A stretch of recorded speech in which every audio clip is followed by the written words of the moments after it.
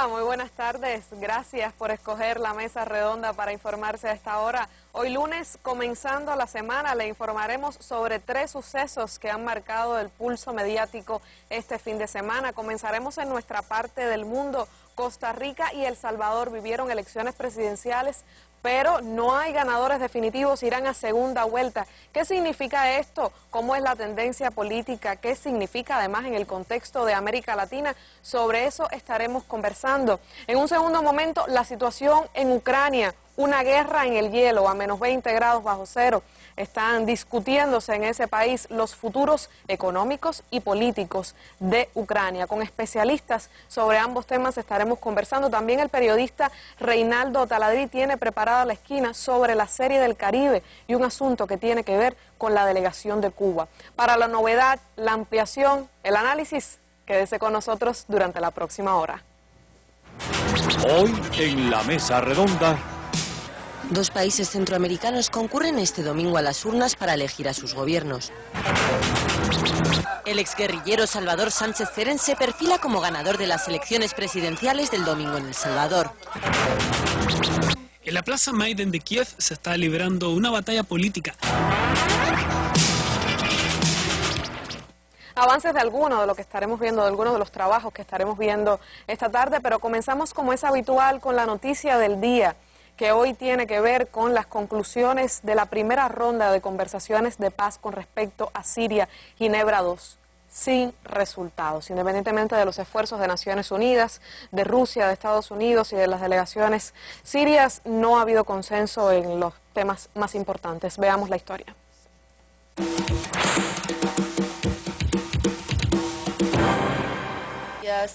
Esta primera parte de los diálogos sobre Siria ha concluido sin grandes acuerdos de fondo. Por ahora, la única postura en común entre las partes alude a la voluntad de seguir conversando. No tenemos un progreso concreto que podamos jactarnos, pero existe una enorme esperanza, mucho mayor de lo que se pensaba al principio de este proceso. Quizás el pueblo se sienta decepcionado, pero la situación es tal que no se puede salir con facilidad de un día para otro. El gobierno sirio atribuye a 2 causas la falta de acuerdo en esta primera ronda de diálogos. Una de ellas es la decisión de Estados Unidos de armar a los grupos de la oposición. El gobierno de Estados Unidos ha querido que la conferencia de Ginebra se desarrollara en un clima de tensión en particular, dirigiendo a la otra parte, con la decisión de armar a la otra parte, decisión tomada en medio de esta reunión. La oposición insiste en que para aplicar el comunicado base, conocido como Ginebra I, debe antes definirse un gobierno de transición en Siria.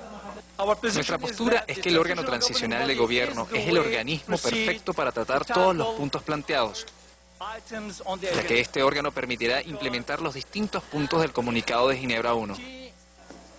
Durante el último día de esta fase de diálogos hubo una concentración en apoyo al gobierno sirio en la Plaza de Naciones de Ginebra, a la que se acercó el ministro de Información Omar Maswabi para agradecer a los manifestantes. Yo pienso que en el gobierno están haciendo una buena gestión, que están combatiendo a los terroristas y que la soberanía de Siria debe respetarse en estos diálogos de ahora. El 10 de febrero es la fecha tentativa para el reinicio de los diálogos. Ambas delegaciones anunciaron que harán las consultas respectivas. Ojalá y entonces la situación con respecto a las conversaciones de paz pues lleguen a algún punto en concreto por el bien de la paz de Oriente Medio y también de todos los sirios. Comenzamos entonces con el primer tema de la noche, elecciones en Centroamérica. ¿Hacia dónde se mueve el espectro político? Ya volvemos, quédese con nosotros.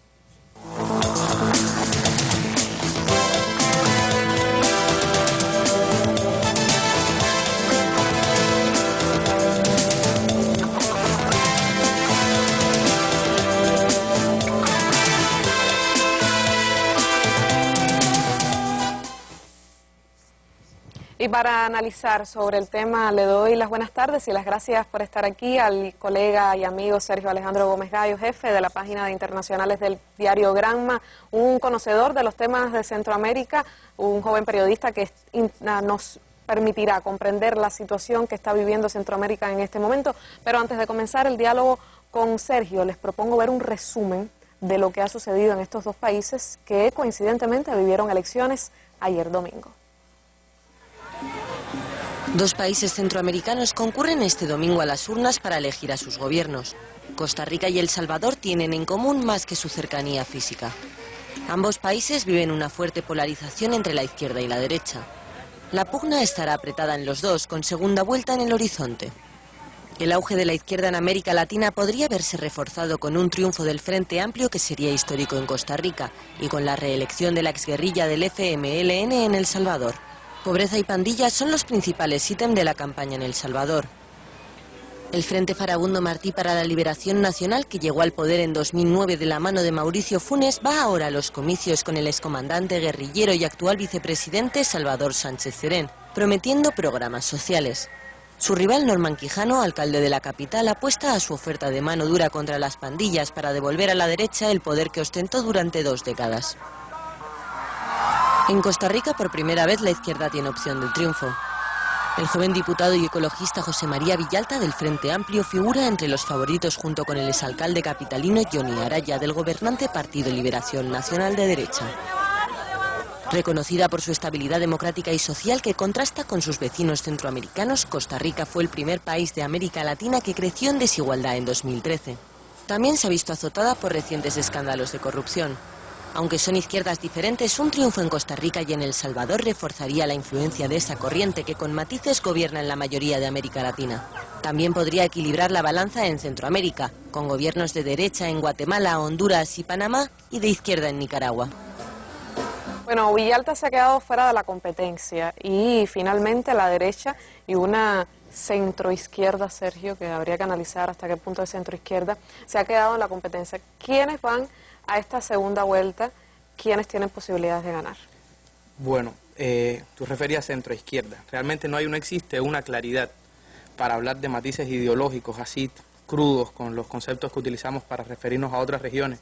En el caso de Costa Rica, porque realmente hay una línea que son aquellos partidos que asumen el status quo del sistema político, que es neoliberal, y solo existía una alternativa, o solo se pudo vislumbrar en cuanto a proyecto de país, una alternativa que era del Frente Amplio, que lamentablemente se quedó en 17% en estas elecciones, lo que no le alcanza para ir a una segunda vuelta, pero ese resultado, incluso ese resultado es histórico para la izquierda en Costa Rica, que tiene unas características como país que se mencionaba en la información que se puso antes, y le va a permitir aproximadamente tener 9 diputados en la Asamblea.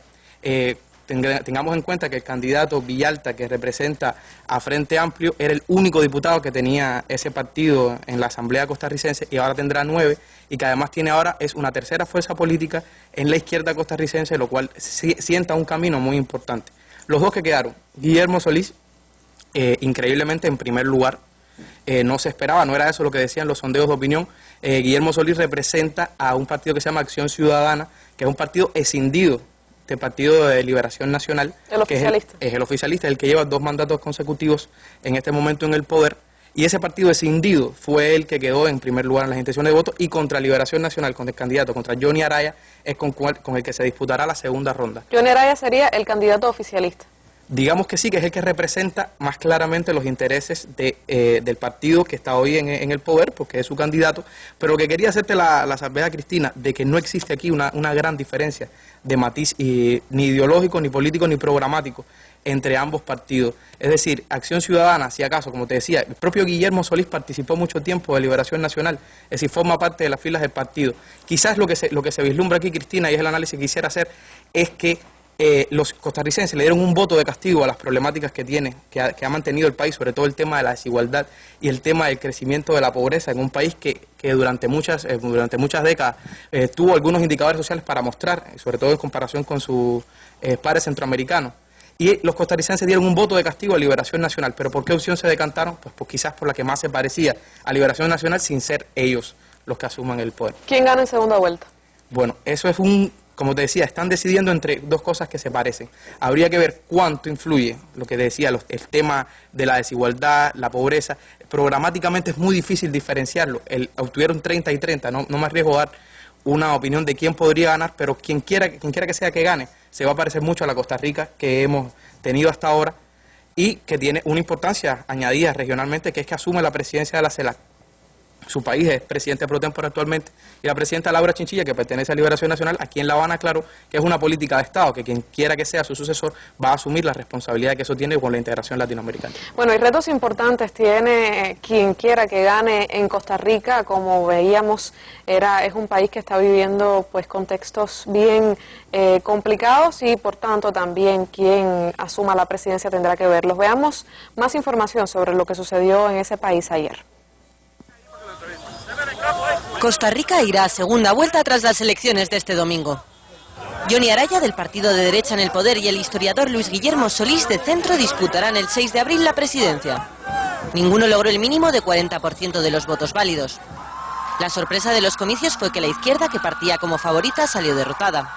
Analistas y políticos consideran irreversibles los resultados, aunque no será sino hasta el martes que oficialmente se declare a los ganadores. ¿Cuál es el reto entonces, Sergio, que tiene quien quiera que gane en esta segunda vuelta? Los principales problemas de Costa Rica que han dejado pendiente este gobierno. Bueno, yo te lo resumiría en lo siguiente. Costa Rica, como te decía, ha tenido avances sociales en las últimas décadas, pero también ha fortalecido el sistema neoliberal. Y lo que está viviendo este país, más allá de quien sea quien asuma la política, es una contradicción esencial, que es que el sistema neoliberal no sustenta, se contradice con los alcances sociales que ha tenido el país. Y eso, de ahí aparecen los déficits fiscales, de ahí aparecen los números en rojos. Y hay ciertos sectores económicos, sobre todo neoliberales, que lo que quieren es decirle a la gente, lo que quieren es demostrarle a la gente que la solución es simplemente recortar de la parte social, quitar de la sanidad, quitar de la educación, y así vamos a tener lo que llama el neoliberalismo un desarrollo por derrame. Es decir, vamos a ser tan ricos al 1%, 2% de la población, que esa riqueza se va a desbordar y va a llegar a todas las capas sociales. Eso a lo largo del tiempo ha demostrado que no es así. De hecho, en Costa Rica, el Banco Mundial asegura que durante los últimos 10 años no ha hecho ningún avance en el tema de la pobreza y la desigualdad, dándole todas las oportunidades a los negocios, dándole todas las oportunidades a los empresarios, y ese derrame no acaba de llegar. Eso no tiene nada que ver con la política, es una cuestión sistémica que quien sea que, como habíamos hablado, quien sea que asuma la presidencia tendrá que enfrentar. Esa socialdemocracia es interesante porque ambos partidos, tanto Liberación Nacional como Acción Ciudadana, se hablan de sí mismos como socialdemocracia. Quizás Acción Ciudadana tenga unos ribetes más sociales en su programa. Liberación Nacional no los tiene, pero ninguno de los dos ha atacado el sistema en sí mismo. Así que, por lo tanto, no veo una posibilidad de que esa contradicción se pueda solventar en el futuro cercano. El Salvador también vivió elecciones, tampoco hubo ganadores definitivos, pero ahí sí estuvimos viendo que la izquierda se fortalece. Ese es el siguiente tema. Vamos a una pausa, ya volvemos. ¿Cómo está impactando la crisis económica internacional? ¿Cuál es la estrategia actual de dominación del imperio? ¿Hacia dónde cambia el Oriente Medio? ¿Cuál es el panorama actual de América Latina? ¿Está en crisis el modelo de Unión Europea? Análisis, opiniones, imágenes sobre estos y otros importantes temas internacionales, usted los encontrará en la Mesa Redonda. Acompáñenos cada día a las 7 de la noche. Pues un guerrillero parece que tiene posibilidades en la segunda vuelta de las elecciones presidenciales en El Salvador. También tiene el nombre de su país. Salvador Sánchez Serén es un hombre que fue líder del Frente para la Liberación Farabundo Martí. Veamos la historia de cómo este hombre ha llegado a casi que a la presidencia, pues va a segunda vuelta y tiene grandes posibilidades. Veamos. El exguerrillero Salvador Sánchez Serén se perfila como ganador de las elecciones presidenciales del domingo en El Salvador. Unos comicios en los que la izquierda busca retener el gobierno de esa violenta y pobre nación centroamericana. Escrutados casi la mitad de los votos, el actual vicepresidente del país obtenía casi el 50% de ellos contra el 38% del candidato derechista Norman Quijano. Con estos resultados parciales, este candidato oficialista de 69 años araña la victoria directa para suceder al presidente Mauricio Funes, del Frente Farabundo Martí para la Liberación Nacional, la exguerrilla convertida en partido político. Si no logra el 50% más uno de los votos, deberá ir a segunda vuelta el 9 de marzo contra Quijano. El candidato prometió durante esta jornada formar un gobierno abierto y mantener las políticas sociales del presidente saliente. En El Salvador es necesario tener más del 50% más uno para convertirse en presidente de ese país. Casi que lo logra este hombre con pocas posibilidades, bien a la saga, el candidato que más le sigue. Los pronósticos son que en esta segunda vuelta pues venza, ¿no, Sergio? pues con 49% sería una catástrofe que no venciera en la segunda ronda. ¿Qué significa el avance del FMLN en este caso? Bueno, hay que recordar que, es decir, el FMLN está en el poder en El Salvador desde el año 2009, lo que con una característica, Mauricio Funes, que es el presidente actual, es un periodista muy carismático, un hombre de izquierda, que asumió la plataforma del Frente Faraón Martí de la Liberación Nacional para llegar a la presidencia. Y en esta ocasión la diferencia es que Salvador Sánchez Serén es uno de los líderes históricos de ese movimiento. Él firmó los acuerdos de paz en Chapultepec en 1992, se convirtió en diputado en el año 2000 y creo que tuvo 3 mandatos como diputado. Después fue ministro de Educación y vicepresidente del país, así que tiene toda una trayectoria que representa al frente, a la historia, a la tradición del frente en ese país, y el hecho de que haya obtenido 49% en esta primera ronda, en un escenario electoral que podemos analizar que estaba dividido en 3, ya no era solamente Arena, la derecha, sino también el expresidente Antonio Saca, que intentó sacar una tercería en una decisión de la derecha de Arena, y que obtuvo apenas un 11%, pero que eso fue quizás lo que dio el margen para que por primera vez en las elecciones salvadoreñas se tenga que ir a una, después, sobre todo después del fin de la guerra, se tenga que ir a una segunda vuelta. ¿Qué posibilidades tiene entonces este exguerrillero Sánchez Serén de hacer cambios en El Salvador? ¿Hay retos importantes en ese país? Bueno, realmente el país, quizás yo no concuerdo tanto con la información esa, solo calificar al país de la violencia, es decir, es un país como todos los centroamericanos que está golpeado por un fenómeno que quizás habría que analizar y solo dejar señalado aquí, que muchos de los problemas que tiene esa nación provienen de Estados Unidos, es decir, el fenómeno de las maras, sin querer extenderme mucho, fue provocado por Estados Unidos, es decir, había un conflicto armado en ese país, un conflicto social en el que participó el FMLN, pero también participó la derecha de Arena, es decir, es un conflicto social armado con sus características propias, y esas personas que emigraron a los Estados Unidos después fueron deportadas, y la estructura de pandillas que tiene actualmente Centroamérica, Salvador y Honduras fundamentalmente fue creada en los Estados Unidos e importada, o sea, deportada hacia Centroamérica. Y eso a veces se quiere señalar y a veces se olvida quiénes son los culpables. Por supuesto que tiene reto. Tiene el reto de ser un país subdesarrollado en el que ha triunfado un gobierno de izquierda que no tiene la plataforma económica para afrontar. Es decir, la mayoría de los empleos son generados en maquilas, que ustedes saben son empleos muy precarios, que no generan un gran desarrollo. Tiene problemas en la educación, pero el Frente está apuntando ahí. El gobierno Funes durante 5 años apuntó ahí. Apuntó a mejorar los estándares de educación, a llevar acceso sanitario a los más de 250 municipios que tiene el país. Apostó por un desarrollo social e inclusivo y a combatir el tema de la violencia, que es uno de los que está en la palestra, con educación y con trabajo. Es decir, la mano dura que defendió Saca y que con eso intentó volver a la presidencia, que no funcionó en sus 5 años de gobierno, del 2004 al 2009, y la que propone Norman Quijano de Arena, que es mandarle al ejército a las calles, a las pandillas, ha demostrado una y otra vez que fracasa, porque las causas de la violencia, de las causas de las pandillas son sociales. Y ahí es donde está apuntando el Frente. Yo creo que ese 49% da una continuidad y da un respaldo a lo que está haciendo el Frente en El Salvador. Y yo creo que lo que viene ahora puede ser casi seguro una profundización de esos cambios sociales, a partir de que Sánchez Serén, que tiene todo un prestigio. A veces esta campaña ha estado marcada por el miedo, y no solo en El Salvador, también en Costa Rica, y pasó en Honduras, si recordamos, que es el miedo al comunismo, una retórica de la Guerra Fría, que se está retomando aquí para darle miedo a las personas de lo que puede pasar. Pero ese respaldo del 49% lo que habla es del respaldo a lo que ha hecho el Frente y a lo que puede hacer. Es un voto de confianza para que el Frente pueda resolver o al menos adelantar las grandes problemáticas que tiene ese país. Con respecto al contexto de América Latina, Sergio, recordemos que hay un aire de izquierda progresista que está subiendo del sur hacia Centroamérica. ¿Podríamos afirmar eso teniendo en cuenta que hay un fortalecimiento de los movimientos y de los partidos de izquierda en Centroamérica? Bueno, ese aire es cierto que en la actualidad se puede ver, pero las luchas sociales en Centroamérica son muy propias. Estamos hablando de Sandino, estamos hablando de después lo que pasó en Guatemala con Jacobo Arbenz. Es decir, hay una tradición de lucha social que ahí nunca se ha acabado, porque esa es una de las regiones de nuestro continente que más ha sufrido el imperialismo, que más ha sufrido las invasiones norteamericanas, que Estados Unidos ha vapuleado con mayor fuerza, incluido, o sea, que solo comparable creo que con el Caribe, lo que ha sufrido Centroamérica, y la lucha social nunca ha acabado. ¿Qué tenemos? Centroamérica está dibujando su mapa político, un mapa político influenciado por lo que sucede en el sur, por supuesto, y por lo que sucede en el Caribe, en esta región a la que pertenece.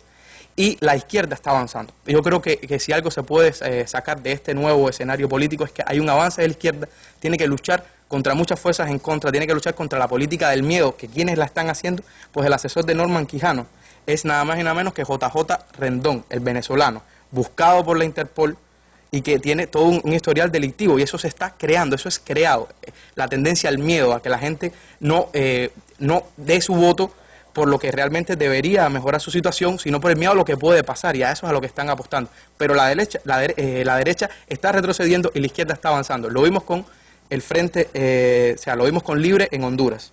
Es decir, se rompió el bipartidismo, el partido de Xiomara Castro y Mel Zelaya rompió el bipartidismo en ese país y logró ubicarse en una segunda posición, aunque no triunfó. Frente Amplio en Costa Rica logró un 17% histórico, un partido fundado, es decir, como partido nacional solamente en el 2008, y ya obtiene un 17% y 9 diputados. Lo estamos viendo con el Frente, que se debe consolidar, o sea, está casi seguro que ellos deben ganar en segunda vuelta y avanzar aún más en su agenda. Y yo creo que ese es el escenario que va a tener Centroamérica, por supuesto, la ratificación de Nicaragua, que tuvo elecciones en el 2011 con Daniel Ortega al frente del país, que es uno de los símbolos del progreso. Tiene el canal de Nicaragua como un proyecto de más de 40.000 millones de dólares en inversión, proyectos sociales, el ALBA. Es decir, tenemos esa figura y ese avance de la izquierda. Creo que ha sido muy positivo. Quizás no es el momento de la victoria, del asalto final, pero creo que hay un avance y va a ser muy positivo para la región, con esa unidad dentro de la diversidad que se defendió aquí no hace muy pocos días, que se sigue manteniendo, donde cada pueblo en democracia escoja el destino, pero se avanza. Se avanza sobre todo en lo que tiene que ver con los pueblos, y esos pueblos de Centroamérica, Sergio, eso es un tema que se debatía en la CELAC, sufren mucho de la desigualdad y parece que el camino hacia la izquierda pues está avanzando. Muchísimas gracias por tus comentarios, por estar aquí. Espero repitamos analizando sobre las realidades de Centroamérica y del mundo. Nosotros vamos a una pausa, ya volvemos. Cada viernes a las 7 de la noche se pondrá a debate sobre la mesa un tema de interés social. Valores, ilegalidades, indisciplinas. Nuestra actuación como sociedad vista desde la perspectiva de periodistas de diversos medios de comunicación y otros profesionales reconocidos. También estará en el debate la opinión de nuestro pueblo a través del correo electrónico, la llamada telefónica o la cámara en la calle. Cada viernes a las 7 de la noche, un tema sobre la mesa. Acompáñenos. Hoy ha sido noticia un ataque que recibió la delegación cubana en la Serie del Caribe. El periodista Reinaldo Taladrid, siempre detrás de las últimas informaciones, nos trae el análisis. Buenas noches.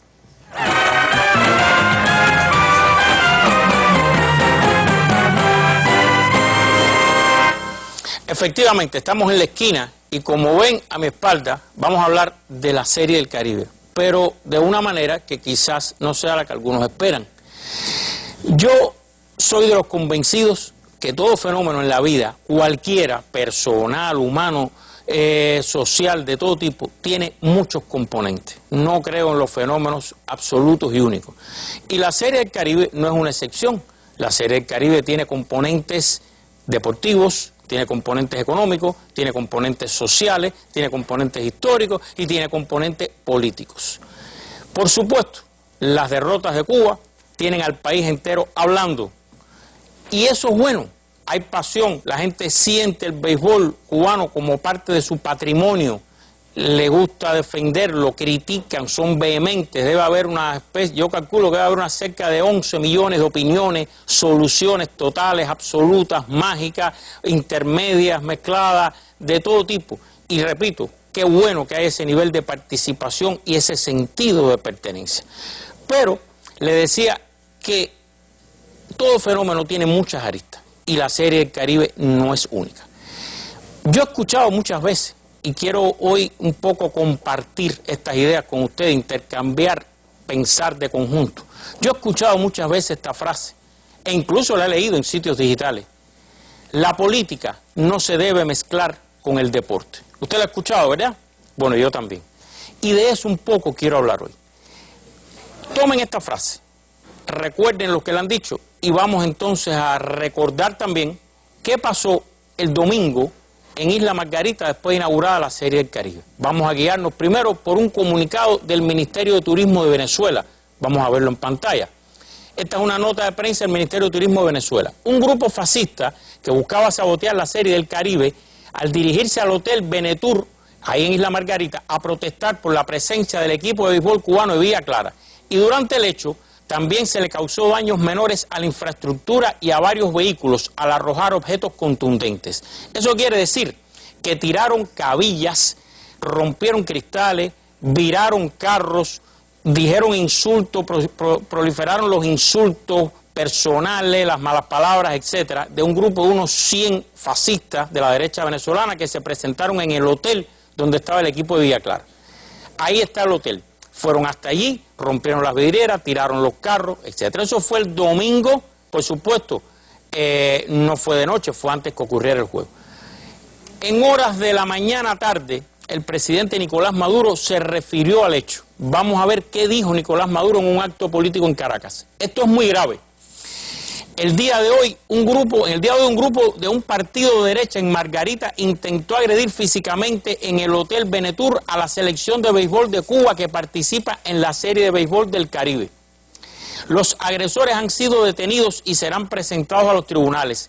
Reclamo que se les aplique el castigo más severo. La Serie del Caribe es un espacio para compartir como hermanos, para la felicidad. Es inaudito, inaceptable que se pretenda agredir a unos deportistas, fascistas, cobardes, 1000 veces fascistas. Eso dijo Nicolás Maduro. Y entonces aquí hacemos una pausa. Y yo quiero agregar otros elementos más a este rompecabezas. A mí me gusta usar la palabra de que todo fenómeno en la vida es un rompecabezas que tiene varias piezas. Y la Serie del Caribe también. Quiero recordar algo. Vamos a hacernos un grupo de preguntas. ¿Cómo llegó Cuba a esta serie?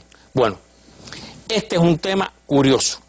Se le tuvo que pedir permiso y autorización a los departamentos del Tesoro y el Departamento de Estado de los Estados Unidos para que Cuba, o Villa Clara en este caso representando a Cuba, pudiera jugar béisbol en la Serie del Caribe. ¿Y por qué? Bueno, muy sencillo, se lo resumo, esto daría para un programa entero de 1 hora. Porque cualquier persona, aunque no sea un estadounidense, pero que esté bajo contrato con cualquier tipo de entidad, compañía, corporación norteamericana, no puede participar en un evento, transacción, cualquier tipo de situación en que alguien que resida en la República de Cuba vaya a ganar un centavo. ¿Y qué dice la ley de Estados Unidos al respecto? Bueno, lo primero es que MLB, Major League Baseball, o como se le conoce, la Organización de Grandes Ligas, es una corporación registrada en los Estados Unidos. Por tanto, como corporación registrada en los Estados Unidos, está obligada a cumplir con la ley de los Estados Unidos. ¿Y qué dice la ley de los Estados Unidos? Bueno, gústele a quien le guste, pésele a quien le pese, moléstele a quien le moleste, esta ley, en este caso, la ley vigente en Estados Unidos con relación a Cuba, y que es la que provocó todo esto, se llama bloqueo, B-L-O-Q-U-E-O, es así. No hay otra palabra para describirla. Y entonces eso provocó lo que ustedes conocen. La vicepresidenta de MLB, Major League Baseball, le envió una carta al presidente de la Confederación de Béisbol del Caribe, donde más o menos le decía, ustedes no pueden decidir que Cuba participe en la Serie del Caribe sin contar con nosotros y sin la autorización de los Estados Unidos. Y usted puede preguntarse, bueno, ¿y qué tiene que ver Estados Unidos con quién juega pelota o no en el Caribe? Cerca o alrededor del 70% de los peloteros del Caribe están bajo contrato de alguna forma u otra con alguna organización de MLB Incorporated, o sea, la corporación que dirige el béisbol en los Estados Unidos. ¿Y qué se autorizó?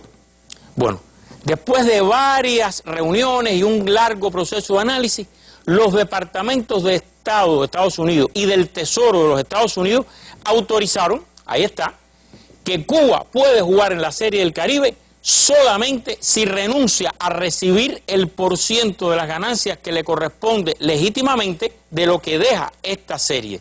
O sea, igual que lo que se aprobó para que Cuba pudiera jugar béisbol en el Clásico Mundial.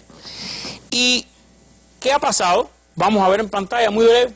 Cuba ya ha dejado de recibir cerca de $5 millones que le correspondían por su actuación en los 3 clásicos. Usted puede decir, bueno, no es tan importante, pero les doy una idea. Solamente la reparación capital que lleva el techo del Estadio Latinoamericano en La Habana cuesta más de $300.000. Y Cuba no puede cobrar. Si quiere jugar béisbol en el Clásico, si quiere jugar béisbol en la Serie del Caribe, tiene que renunciar a lo que legítimamente le corresponde, igual que lo cobra Puerto Rico, México, Venezuela y República Dominicana lo cobran, pero Cuba no. porque lo decidió el Departamento del Tesoro de los Estados Unidos.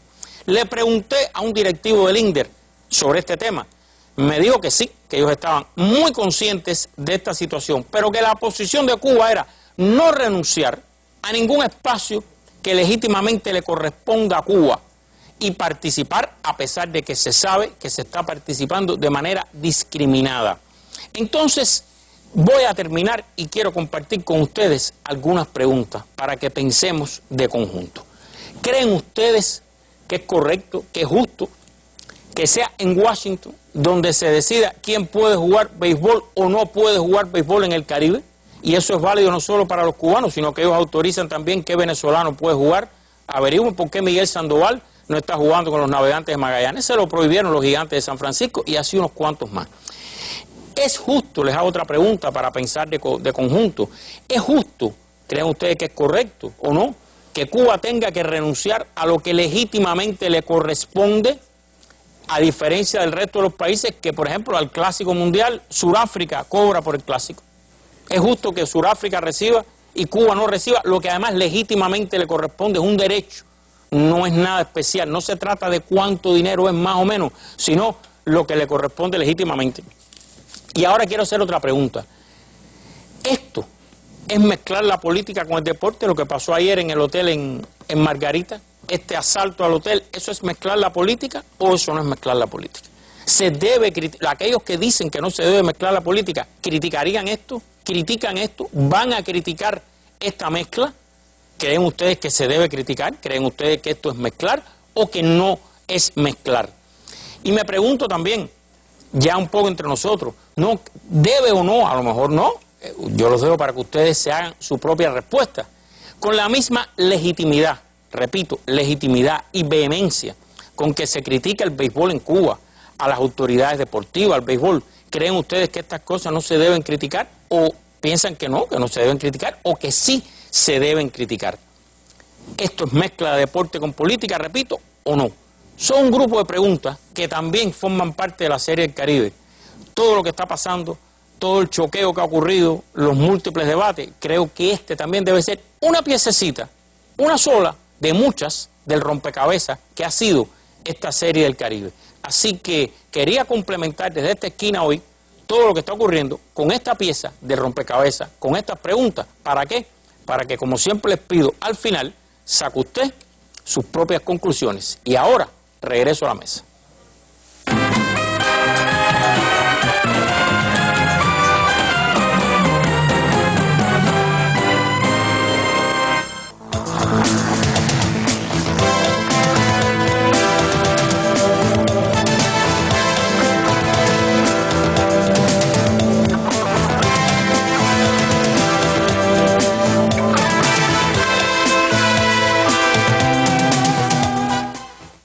Ucrania sigue viviendo tensiones y enfrentamientos, violencia, muchas personas en las calles, pues dispositivos antimotines, bien complicada la circunstancia en ese país a pesar de que se han movido las fichas políticas y Víctor Yanukovych ha hecho concesiones importantes, sin embargo no se vislumbra una solución. ¿Por qué está pasando esto en ese país? ¿Cuáles pueden ser las soluciones? ¿Quiénes son los líderes de esa oposición que por momentos parece tan organizada y que está en las calles de Ucrania a pesar del frío?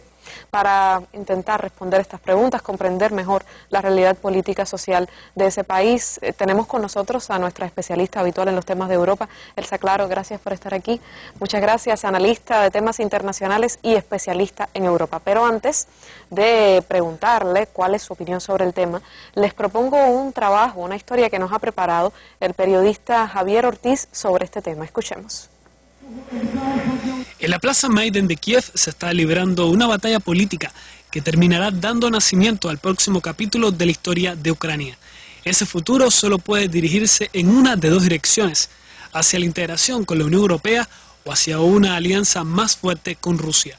Los enfrentamientos en las calles ucranianas son una apuesta entre dos gigantes. Los manifestantes encabezados por líderes de la oposición, como el boxeador Vitaly Klitschko, quieren ser ciudadanos europeos y consideran al actual gobierno como un obstáculo en sus propósitos. Después de tantas negociaciones con los políticos europeos muy influyentes, sabemos que Europa continúa interesada en nuestra integración. Las puertas no se han cerrado. Depende de nosotros si alguna vez llegamos a ser parte de Europa o no. En la esquina contraria está el gobierno presidido por Víktor Yanukovych, que prefiere una mayor cercanía con Rusia. La entrada de Ucrania a la Unión Europea no es una opción gratuita. Esa organización regional pide a la República Soviética una serie de reformas políticas y sociales, así como la liberación de la ex primera ministra y líder opositora Yulia Timoshenko. En cambio, Moscú y el presidente ruso Vladimir Putin no han puesto muchos peros a una alianza económica con Ucrania, ofreciéndole a esa nación energía barata y un préstamo multimillonario. Pero lo que ocurre en las calles de Kiev no se debe solo a la geografía o a la historia. La presencia en las manifestaciones de políticos occidentales como el senador y ex candidato presidencial estadounidense John McCain demuestra que Occidente quiere sumarse a Ucrania a sus filas y no escatima gastos o esfuerzos para hacerle perder a Rusia un potencial aliado. Javier Ortiz, especial para la Mesa Redonda. Muchísimas gracias al colega Javier Ortiz, un trabajo provocador, ¿verdad, Elsa? Sí, exactamente. Podemos coincidir o no con el criterio de Javier. Para empezar, ¿por qué no surte efecto las concesiones que ha hecho Yanukovych? ¿Demasiado tarde las hizo? No, en modo alguno, no las hizo tarde. Lo que pasa es que la llamada oposición lo quiere todo y rápido. Esa expresión no me pertenece, sino es de un académico ruso, pero me parece muy atinada, porque efectivamente tampoco ellos quieren administrar el desastre que ellos mismos han provocado.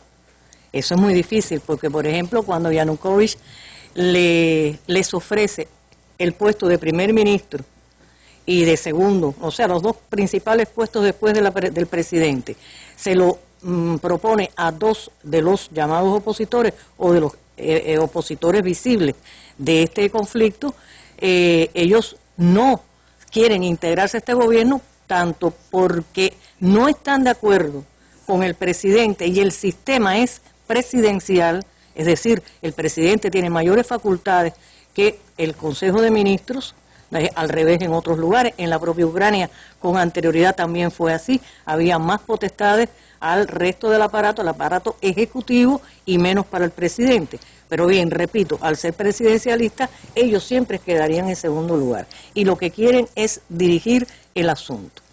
Ahora, ¿quieren en realidad, les interesa tanto pertenecer a la Unión Europea? En primer término, la Unión Europea no les ha ofrecido en modo alguno ser miembros del pacto comunitario. A pesar de que muchas personas, muchos ucranianos, piensan que eso es lo que se les ofreció. Lo que ofreció la Unión Europea es un pacto de tipo comercial, nada más. Pacto de tipo comercial que además implica una cantidad de erogaciones por parte de Ucrania que más perjudica que beneficia.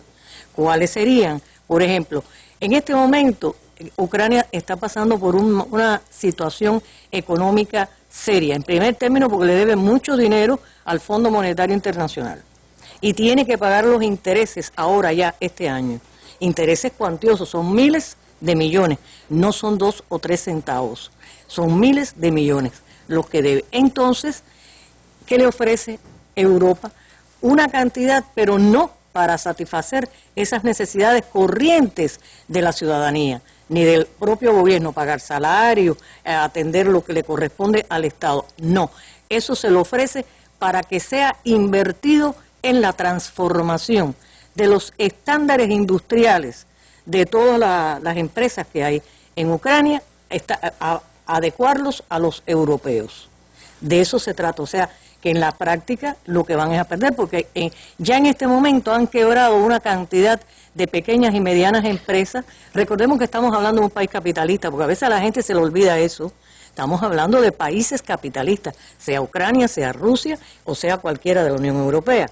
Bien, ya han quebrado, igual que está ocurriendo en el resto de Europa, una serie de pequeñas y medianas empresas, solamente quedan las grandes, etcétera, que gracias a las privatizaciones es que están siendo manejadas por por los oligarcas. Usted dice entonces que no es provechoso ese acuerdo con Europa. ¿Por qué están entonces en las calles tantos ucranianos? Bueno, hay un primer grupo, el primer núcleo de personas que protestan. Son personas sinceramente convencidas de que les va a ser beneficioso. ¿Por qué? Porque no conocen las exigencias que hace a cambio la Unión Europea y porque además piensan que van a poder tener los mismos derechos que el resto de europeos, es decir, libre tránsito de personas, de capitales, etcétera. Una gran cantidad de la población que se encuentra en situación precaria quieren viajar hacia otros países, tener la libertad de ir a cualquier otro país en busca de mejora. Por supuesto que aunque haya crisis en Europa, la mayor parte de los países más ricos de Europa aunque estén en crisis, siempre están mejores que un país como este, que aunque no es un país muy atrasado, pero no obstante, ha atravesado por una cantidad de gobiernos y de malos gobiernos, propiamente dicho, que han llevado hasta la presente situación. Entonces lo que quieren es sencillamente ir a trabajar en otro lugar. Y se creen que van a poderlo hacer. No, la Unión Europea no ha ofrecido eso tampoco, sencillamente va a seguir haciendo selección de quién pasa hacia un país occidental y quién no. Les conviene por la profesión del individuo que vaya, lo aceptan. No les conviene, no lo aceptan. Y estoy hablando lo mismo de un ingeniero que de una prostituta, porque de eso se trata. A Europa occidental les puede hacer falta, o a los negociantes en estas áreas les puede hacer falta lo mismo, un profesional de la industria que una profesional de la cama, hablando en términos, si se quiere, un tanto vulgares. Entonces, la gente está confundida, hay un grupo, un núcleo inicial, sobre todo de gente joven, que nada más que sabe, está en la superficie del asunto, no ha profundizado. ¿Qué hace la oposición? Capitaliza el problema, ve que hay gente protestando y empieza a sumarle, a echarle leños a ese fuego y empieza a hacer su juego político. ¿Quiénes son esos líderes que estamos viendo ahí como el exboxeador? Sí, ¿Cuál es la trayectoria? Hay tres personajes que han estado todo el tiempo y son los que además negociaron con Yanukovych. Está en primer término Yatsenyuk. Yatsenyuk es un individuo que ocupó distintos cargos en distintos gobiernos. O sea, él, por ejemplo, fue ministro de Economía en ¿cómo se llama esta región? Ahora, lapsus mental. Bueno, es un hombre que tiene experiencia administrativa en varios cargos, incluido el ministro de Economía del anterior gobierno, del de Yanukovych, el de Yushchenko. No el de Yanukovych. Yanukovych, cuando ganó, le ofreció que trabajara con él y él no quiso. En las mismas elecciones del 2010, donde Yanukovych obtiene un porcentaje muy elevado de votos, este hombre, Yatsenyuk, se postula para la presidencia, pero saca solamente un 7% de votos. Es decir, no es una persona conocida y popular. ¿Qué hace él? Él es un hombre de derecha, un hombre que está de acuerdo con el recetario del Fondo Monetario Internacional, y entonces, para tener una plataforma más amplia, se suma a las huestes al partido de Yulia Timoshenko, la ex primera ministra, una de las figuras de la Revolución Naranja del 2004, que está actualmente presa, como se sabe, por abuso de poder. Este individuo es al que se le propone ser primer ministro, dada esa experiencia de distintos cargos que ocupó en distintos gobiernos de los existentes hasta aquí. Incluso fue jefe del Banco Central de Ucrania. Está de otro lado, el más conocido por popularidad lógica del deporte y demás, es Klitschko, el boxeador. También es un hombre de derecha, también es un hombre rico, porque todos estamos hablando, toda esta gente son gente que tiene mucho dinero, que se hicieron ricos así, tú no sabes cómo tampoco. Entonces, él también se une, él fue el año pasado elegido diputado al Parlamento, y a renglón seguida se da cuenta de que no tiene una base, tiene un partido pero no tiene una base realmente sólida, una cantidad de una membresía fuerte, y entonces también se une al grupo de la Timoshenko. ¿Te das cuenta cómo se van imbricando las cosas? En tercer término está un individuo muy peligroso que se llama Oleg Yabuk, el nombre realmente, yo no sé cómo se pronuncia, porque es un nombre, empieza con T, Y, A, G, N, Y, B, O, Bok. Yo digo Jambok, seguramente lo diré mal.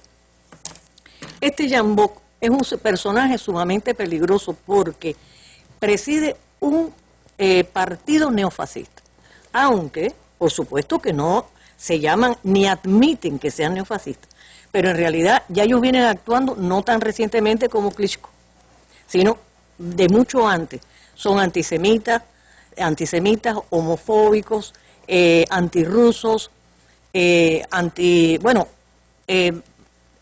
todas las características que tipifican a los neonazis. Incluso han tenido relaciones con otros partidos neonazis europeos que le han aconsejado, por ejemplo, que limpien un poco su imagen, que no pueden dar una imagen tan ríspida como la que venían dando, y lo han hecho realmente, se han metamorfoseado al menos en su discurso político. Pero ¿qué sucede? Que de ahí provienen los elementos más organizados que tú ves en las protestas en las calles.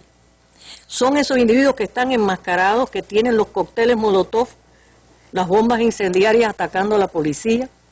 Se han organizado, son los que hicieron las tiendas de campaña, andan con armaduras, cosas improvisadas en unos casos y otras se las han quitado a la policía. Esas personas están organizadas y ahora se les han sumado antiguos veteranos de la guerra en Afganistán, que están dándole instrucción militar.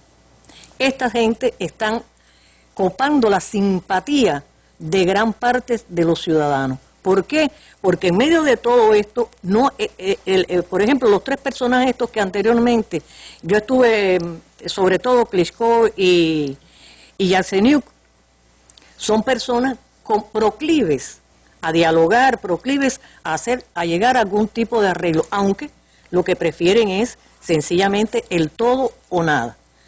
Pero el todo es elecciones. El todo es ocupar ellos el poder de la manera que sea, a través de elecciones o de una revolución, como están llamando algo que realmente es una insubordinación, pero no una revolución en términos puros.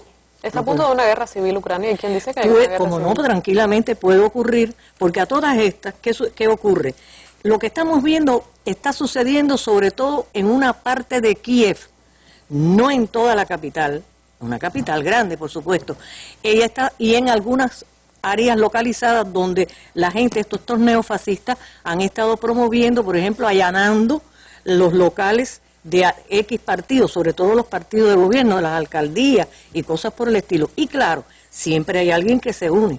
Yo por ejemplo, he visto testimonios de periodistas de enviados especiales de la prensa internacional que se han acercado a esas personas y le han preguntado, por ejemplo, el individuo que prácticamente lo tomaron como héroe, ese que estaba desnudo en la nieve, etcétera, que se vio por televisión. Se transmitió en nuestro noticiero y también por Telesur. Bueno, ¿qué cosa es el individuo? ¿Qué respuestas da este individuo? Él es un campesino, está labrando la tierra, tiene una tierra, un pedazo de tierra que le es propio. Ve que hay este problema, esta situación y va para Kiev. Allí está, no tiene que pasar trabajo, no tiene que romper tierra congelada, etcétera, todos los problemas que sabemos que se dan a un agricultor. Y entonces está de lo más bien, se siente muy bien, ya él no va a regresar más nunca a su lugar de origen, lo más probable, a no ser que se vea forzado por las circunstancias. Y como hay gente con un cierto espíritu aventurero, hay otros, repito, sinceramente, convencidos de que si se acercan a la Unión Europea, va a ser mejor para su país. Bueno, hay que... Ahora, el macro problema que tiene Ucrania son dos. A escala puramente interior, la ciudadanía está dividida en dos grandes segmentos. Grandes segmentos que eso es un problema histórico, eso no surgió el otro día, ni no por este gobierno otro. Hay un área, la que está pegada a la frontera rusa, allí viven rusos y descendientes de rusos. Y por un problema eminentemente cultural, es la mayor parte del país, territorialmente hablando, están de acuerdo con mantener porque además hay zonas muy industrializadas ahí también, están de acuerdo con mantener las relaciones con Rusia. ¿Por qué? Porque un mercado cercano, el 40% de todo lo que vende Ucrania va para Rusia, de la cual reciben además una serie de cosas. Y las ventajas que les ofreció Putin son tremendas, porque son en primer término 15.000 millones de euros. Yo, de lo que usted está explicando, a mí me llama la atención algo, Elsa, y es que, de acuerdo a ese escenario que usted está describiendo, el acuerdo con Rusia debe ser lógicamente más provechoso desde el punto de vista económico. Sin embargo, hay visos en esta historia que usted está describiendo de diferencias culturales. Y de paso veíamos a McCain por las calles de Kiev. Es como un regreso a un escenario de Guerra Fría, donde Occidente y Rusia están disputándose un país bien rico, porque a veces olvidamos el tamaño de Ucrania, la población de Ucrania, y que los gasoductos es el mayor después de la Federación Rusa del antiguo espacio postsoviético. Pasan por ahí. ¿Cree usted también que aquí hay una cuestión cultural de quizás no querer volver a una alianza con Rusia y renovarlo con Europa? ¿Eso qué significaría para ellos? Mira, yo no diría exactamente un problema cultural. Yo hace un instante te decía que Ucrania tiene dos grandes problemas y empezaba por citarte este sector de la población, esta comunidad inmensa que es la mayor parte del país, que está de acuerdo con seguir aliada a Rusia en todos los terrenos, incluso hasta se sienten bien desde el punto de vista defensivo, hasta eso, no ya solo en los problemas económicos. Y está la parte más occidental que siempre, no ahora, siempre, incluso en la Segunda Guerra Mundial, hay una gran parte de esa parte occidental colaboró con Hitler en la ocupación del país y en las acciones contra la antigua Unión Soviética. Hasta ese extremo se llegó. Hoy en día hay figuras que estuvieron, Bandera, por ejemplo, que fue uno de los que lideró ese tipo de movimiento en favor del fascismo, que están otra vez aupando esas viejas figuras como soporte para una identidad, para calzar una identidad que no es tan verdadera en definitiva, pero que es un segmento social que existe. Entonces, ya tenemos ahí un fenómeno interno muy grave, que es la división en dos grandes comunidades, una que prefiere a Rusia y otra que la rechaza, y otra que cree que sí, que le va a ir mejor si se une a Bruselas. Ahora, ¿cuál es el segundo problema? Lo que está sucediendo en Ucrania no es para nada ajeno a la disputa geoestratégica que existe entre Estados Unidos y Rusia. Por eso vemos a McCain haciendo la visita. Exacto, está McCain, está los alemanes, McCain no es el único norteamericano que estaba ahí, porque hasta Victoria Nuland estuvo el otro día. Estuvo Catherine Ashton, la jefa de las relaciones exteriores de la Unión Europea. Estuvo el presidente alemán, alemán además, y yo no sé si tú sabes que, por ejemplo, Klitschko, el famoso boxeador, tiene estatus de residencia permanente en Alemania. Y hay muchas publicaciones que lo califican como un alumno de Angela Merkel, el favorito de ella, y parece que están construyendo esta figura, la están construyendo para lanzarla, porque el tipo que sí tiene tal aspecto, que fue campeón mundial de boxeo, toda una serie de características que facilita la proyección, su imagen, como futuro político. ¿Qué solución ve usted o por lo menos no solución, qué escenario ve usted en los próximos meses? Perdóname, antes de pasar a esta última pregunta, el problema existente entre Estados Unidos, y yo te diría Estados Unidos y Europa, porque la OTAN, que se supone que es un pacto europeo, pero quien lo rige es Estados Unidos. Bien, ya también hay declaraciones de Rasmussen con respecto a esto. Hay un viejo axioma planteado por el secretario de Estado, el exsecretario de Estado Berzesinski, que planteando que Rusia con Ucrania es un imperio y sin Ucrania es solamente un gran país. Queriendo decir que Ucrania complementa, tanto desde el punto de vista material, por sus riquezas y demás, y por sus tránsito, complementa a Rusia. Pero fíjate, califica que Rusia con Ucrania, aunque no sean absolutamente aliadas ni pertenezcan al mismo territorio, es un imperio. Fíjate la importancia que le dan. Ahora, Ucrania ocupa el espacio físico que necesita la OTAN para completar el cerco a Rusia, que ha estado tendiéndole todo el tiempo con los países europeos, los del Pribáltico, y le queda este pedazo nada más. Un minuto, escenarios. La situación es bien complicada, porque el propio Yanukovych estuvo jugando con dos cartas hasta el último momento, o la rusa o la europea, a ver quién le daba más. Los rusos le daban más, pero fíjate la situación que se ha desatado. Ahora en la conferencia de Múnich, este fin de semana, por ejemplo, Ucrania se cogió el evento y hubo un altercado bastante fuerte entre la representación rusa y la norteamericana. Creo que hay una alta probabilidad de que todo esto, si no se actúa con mediana inteligencia, sea un desastre. Hay quien está proponiendo que se constituya una federación para esas divisiones de que te hablaba, humanas, puedan encontrar su marco de acción en una federación. Y hay quien habla de guerra civil. Bueno, eso... Cualquiera de esas cosas puede ser, y puede ser que de pronto de Moscú, por ejemplo, llegue algo inteligente, como sucedió con el caso de Siria. Se nos acaba el tiempo, Elsa. Un tema muy interesante, muy apasionante. Esos escenarios los comprobaremos aquí en próximas mesas redondas seguramente. Esta es una guerra más caliente que fría. Sí, sí, así mismo es, pero se está dando en la nieve, porque un invierno bien duro está viviendo este país. Se nos acaba el tiempo, nos vamos con las imágenes del día. El volcán Tungurahua de Ecuador sigue erupcionando, pero dicen que va bajando. Las imágenes igual, independientemente de los riesgos que supone un fenómeno natural de este tipo, son muy hermosas. Esas son nuestras imágenes del día. Recuerda que esto es una mesa redonda. Siempre hay espacio para usted. Hasta un próximo encuentro. Que tenga buenas noches.